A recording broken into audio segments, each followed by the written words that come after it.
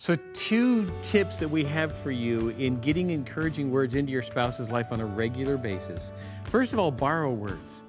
We live in a world of great words. There are some great songs out there. There are great Bible verses that are written. There are greeting cards that, if you ever find a greeting card that says what you wish you could have put in words, buy it, folks. It's a cheap investment in the most important relationship in your life. Give the gift of encouragement to your spouse through encouraging words. Words are a gift that can make all the difference in the atmosphere in your relationship. Yeah, words are one of the most powerful gifts God gave us, and you can enhance your relationship by finding words that you can pass on to your spouse. And I know as a guy, this is a big issue because most of the men I know, we're not real verbal. We don't sit around and go, oh, what wonderful words could I say to my wife today? Most of us don't write poetry. Most of us don't even see ourselves as that great with words. And yet the Bible challenges us to be good with words. In Ephesians 4:29, we're told that no unwholesome words should come out of our mouth, but only words that will build other people up. And that's the key on our side, ladies, is we might have words, but are they inspiring? Are they encouraging? Are they building up our man? So 2 tips that we have for you in getting encouraging words into your spouse's life on a regular basis. First of all, borrow words. We live in a world of great words. There are some great songs out there. There are great Bible verses that are written. There are greeting cards that, if you ever find a greeting card that says what you wish you could have put in words, buy it, folks. It's a cheap investment in the most important relationship in your life. Right, there's poetry out there. You can just put a line of famous poetry down, but if you mean it, if it's sincere, it still counts. February tends to be a busy month for us, and so we had one of those Februaries where we were going, and on lots of plane flights. Right. And I got to a point where I had no words left, and as men, we can get there. It's just like...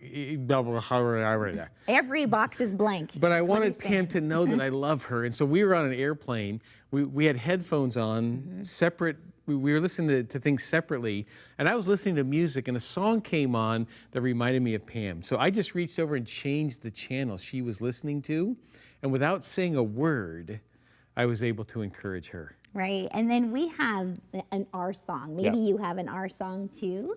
And so Bill has made this commitment. Right. See, Pam has traveled a lot, and she was doing women's events, and I just made the commitment, if I ever hear our song when we're not together, I'm going to call her on the phone.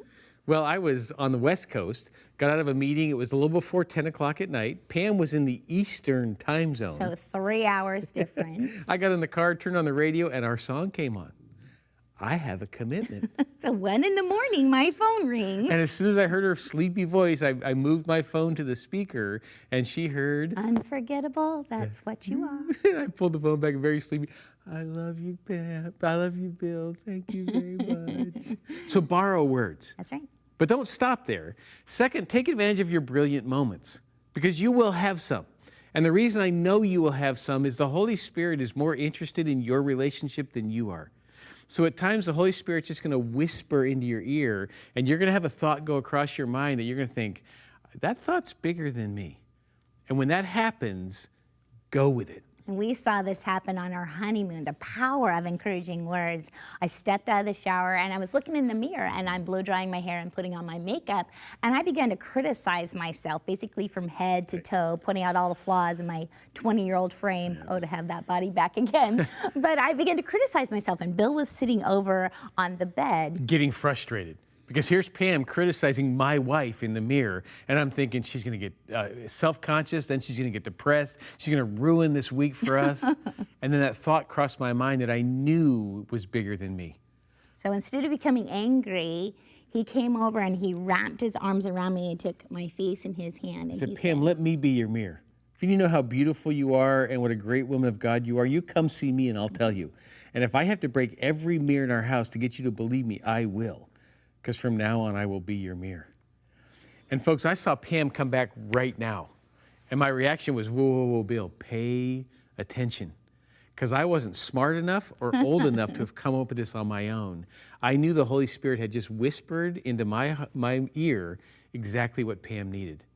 And I said that day, if it has this kind of impact on Pam, I will go with it every time. And so when you have one of those moments that you know God has just whispered in your ear, Say this. or do this for your spouse, do it because they become lifelong memories. This week, be a mirror to the one that you